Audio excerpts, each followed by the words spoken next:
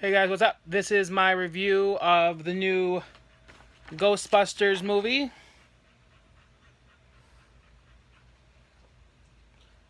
Answer the call. Um, when I got there, they were supposed to rip this ticket. They didn't. I pretty much probably could have got in for free, but it was only $5, so it didn't make a difference, I guess. But I think I probably could have got in for free because they didn't even ask to rip my tickets. So, because I bought my ticket early, so I could avoid the fucking lines and shit like that. Because there's always lines before the show. So, I figured, I always buy my ticket ahead of time so I don't have to worry about that shit. But anyways, so on to the Ghostbusters movie. It was all right. Ghosts definitely looked way too CGI. That might be my only complaint. They looked way too computer generated. Nothing like the originals. For the most part, those were all practical effects. Too much CGI, which I think was a lot of people's going into it biggest complaint with it, I guess. But other than that, it had its funny bits. There are some parts where they were trying too hard to be funny. There was a couple, LOL moments, but for the most part, it was kind of, some of the jokes kind of fell flat. For the most part, at least the people around me weren't, were laughing at parts that probably were supposed to be funny. There were cameos by Bill Murray. I'm trying to think what he was. I think he was a doctor. Not like a doctor in a hospital, but like a doctor of some sort of... I forgot what the fuck he was even a doctor of, but I'm trying to think of I don't even know what the hell he was a doctor of, but anyways, basically it kind of starts off with Kristen Wiig, and starts off with her basically, and she is a teacher at Princeton, I think it was. Sometimes I don't remember those minor details, but she was a teacher, and she was up for tenure, and then this guy comes in with this book that she wrote years and years ago with Melissa McCarthy's character, and she didn't realize that there was all these copies out there. She's like, "Oh, I thought there was 2 copies," and then she thought she had burned them. So then she ends up going to talk to Melissa McCarthy's character. I don't even remember their names. I don't remember their names, I guess. So I'll just go by what their their real names are. So anyways, she goes to see her. Kate McKinnon is her assistant or whoever she works with, I guess. And they're, building all this stuff to find ghosts or whatever. So Kristen Wiig's character goes, "Oh, hey, this doctor, or not doctor, but this guy who runs this museum or whatever. Go lay down."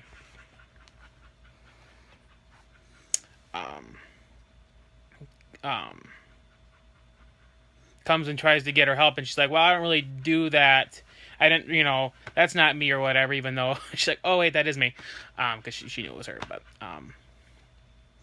anyways, yeah, so they go to this museum or whatever. Actually, I guess the movie starts off in the museum, and then the one guy from The Office, or I think he's also in Silicon Valley right now. I haven't watched that show, so I can't say for sure, but I think he's in that show. I think he's one of the guys in that show. I think so. I'm picturing at least the 3 people, and I want to say I think he's the 4th person. Kind of starts off with him going to the basement. It almost looks like he died, but he didn't, so he evidently didn't die. But yeah, this ghost, or they're trying to get into the basement where the guy went into the first time, or in the beginning of the movie. It was locked or whatever, and then somehow the door opened up, and this ghost came out, and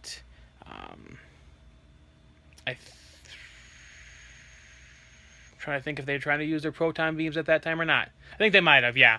And then Kristen Wiig just got green slimed on her. So then she, so they come out, oh, but I believe in ghosts. Ghosts are real. Ghosts are real. So basically her president of the school or whatever the guy was basically saw the video and is like, you're fired. So she gets fired. Doesn't get tenure. Basically joins the other girls. Leslie Jones, she works in like a toll booth in a subway, and that's where we meet the main villain, Rowan. I guess I remember his name.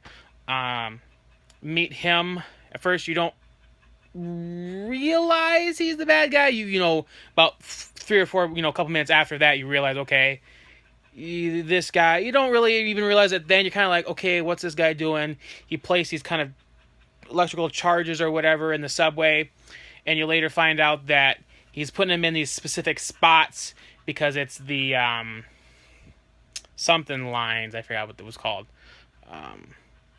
But anyways, yeah, so it basically creates a big, once he gets all these spots, he creates this big old portal, and all the, I was going to say aliens, but all the ghosts come out of it. And they think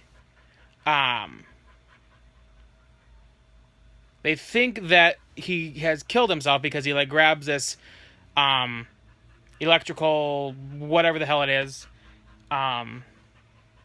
But then she ends up taking his, and then they get this information from the book that Kristen Wiig and Melissa McCarthy wrote. And then she's going through this book, and then she's seeing all these drawings, and specifically one drawing where he grabbed the thing, this big old whatever the fuck it was, electrical thing that we thought killed him. She's like, oh shit, no, that was just part of the plan for him to do that. So then he ends up coming back, and all the ghosts come out or whatever. Bill Murray, his character, whatever he is, doctor, whatever, he ends up dying in there. Dan Aykroyd's in there, of course, as a cameo. He is about a quick 30-second cameo. He's a taxi driver. And he's basically telling I think it's Kristen Wiig's character that he doesn't go to that part of town. He ain't afraid of no ghost. And then drives off. But long story short, Slimer's in there as well. Evidently he has a wife or something because there's Mr. and Mrs. Slimer. And then Rowan comes back as this big old scary thing. But then they're like, oh, we want, come back as a small, friendly looking ghost. So he kind of looks like the Ghostbusters logo a little bit. But then he turns into this big old freaking monster. And it's like, that was kind of cool because like just the way it was is like, it's kind of like somebody in like a ghost costume. It was just kind of just the way the material looked. So that was actually kind of cool. It looked like somebody was like in a ghost costume almost, just the way it was set up. But basically, long story short, the Ghostbusters win, of course. Throughout the movie, the government is trying to play them off like, oh, they're frauds and they didn't do this stuff, trying to cover it up, basically. But they, save the world. Everybody knows now that they, there are ghosts out there and that the Ghostbusters did fix the stuff. Oh, I guess Chris Hemsworth. That I was going to try to think. I'm like, okay, what? I was trying to think of what Rowan was before he was this ghost. But yeah, he got into Chris Hemsworth's body. His name was Kevin. I remember that name. Basically just played a dumb idiot the whole movie for the most part. he like was wearing glasses that didn't have glass in them, so he's like, you know, because like at one point he's like, you see him rubbing his eyes through the glasses. It's like, wait a minute, did he just do that? But basically, he just played an idiot the whole movie, which I think was, of course, was the point. Kind of some comedy relief there. So that was, that was one of the funnier parts is his character. But yeah, he was Kevin first, and then he turned into the ghost, or the big old ghost that took over the city. Stay Puft Marshmallow Man makes an appearance as kind of like a balloon, kind of like from like a Macy's Day Parade type balloon. And then Slimer is driving the Ecto 1, and there's some shit on top of it that when they shoot it with their proton packs, it basically blows up, closes the portal, sucks Rowan into it, but he grabs Melissa McCarthy as he's going into the hole. Kristen Wiig jumps in there after her with her proton pack, shooting. Rowan, lets go of his hand, and she comes flying, or Melissa McCarthy comes flying out, grabs her, and then gets, they come out of the hole. So they saved New York. Woohoo! So that was basically the movie. At the end, who got the Ecto 1 was Leslie Jones. She's like, oh, my uncle, I think it was. Her uncle ended up being Ernie Hudson, I think is his name. So basically, they all three Ghostbusters make an appearance. Of course, Harold Ramis has passed away, so he couldn't. But all three Ghostbusters make an appearance. And then that's how it ends, is basically Harold Ramis, or not Harold Ramis, but Ernie Hudson pulls up in another Hearst, is what they used for the Ecto 1. He pulls up and goes, oh, what happened to the other Hearst? She's like, oh, I told you. I'm having a bunch of funeral services this weekend. I need more than one. And that's where it ends. And then they show a couple clips during the credits or whatever. One of them had Sigourney Weaver in it. Kind of was Kate McKinnon's, I don't even know what she was, but she was kind of her assistant, or they were working together or some shit. So there's a couple, scenes there. And then there was end credit, at the very, very, very end of the movie, last thing that you see in the movie, Leslie Jones and, which one was it? I think it might have been, I don't remember which other one it was. But Leslie Jones is like, who's Zool? And you're like, oh shit.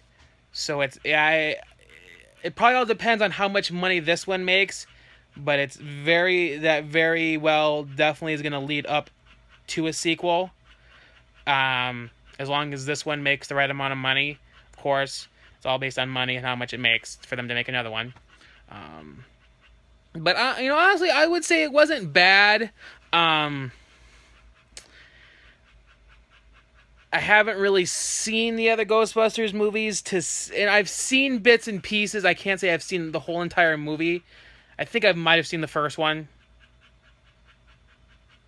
for the most part, and some of the second one. So but